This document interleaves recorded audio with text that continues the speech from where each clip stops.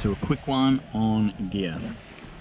I've got some really old pieces of crap that a lot of guides have, and mates with money come along and they laugh. They go, what the F-ball are you wearing that shit for? So that's a super old Rob Allen fin skin top. And here's another one. I'm not sponsored by anybody, so my advice is unbiased. But Wetty, if you'd like to sponsor me, that would be great. So they posted a pic of me with a couple of big doggies recently. These Wetty suits are the best bang for buck I have ever found. Andre from Andre Spearfishing stole my last one on a trip to Ambon last year. They are as good as any other suits I've seen at a price that's as cheap as anything else that's around. I bought some gear that was on clearance special from them, and I think it was on clearance special because they were a little bit miscut, because I had to snip open a hood on my other one, but for $100 NZ for a top and a bottom, so $200 a set, it was a pretty good deal. Fins, I'm using these lovely crap Bouchat Mondials.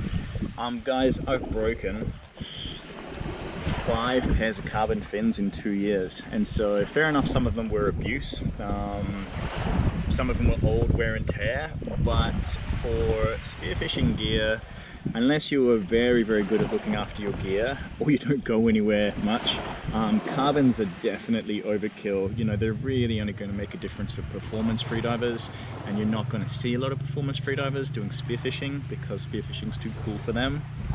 Take note, everybody that I know. Yeah, so for a lot of the gear we're doing, guys, you know, 15-20 meter dives, unless you're in nasty current or lots of surge away from the rocks. I just like these crappy plastic ones because they're not going to cost me another pair of carbons. Divars and composites look like the way to go. Lots of friends who have them have raved about them. So Divar, if you're watching this, I'm going to tag you anyway. I would love a pair of those to not pay full price.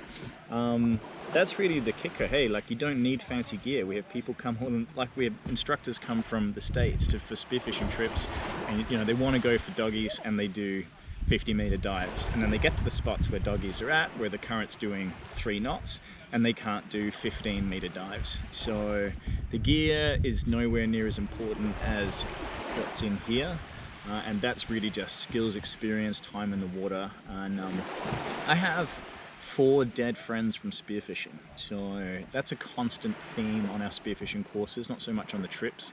People on the trips just to have fun, but we don't let people on the trips that haven't done at least intro spearfishing, intro freedive course, and if people are really inexperienced, we get them to do our 1-day spearfishing course as well.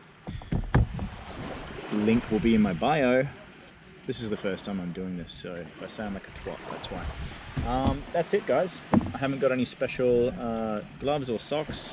I like to wear the gloves that you get from Officeworks. Have these great little ProSense $4.95 gloves, and anyone who's wearing the 2mm neoprene gloves is a bit of an idiot. If you've got a good suit on, you don't need to have real warm fingers, and they really reduce your dexterity, any of those neoprene gloves, unless you're really in cold water like some of the guys in NZ, some of the guys in Tassie. And there'll be people that are going, oh, fuck off, mate, what would you know, you dive in 30 degrees every day. It's kind of true. All right, enough of me. You want to see what's underwater.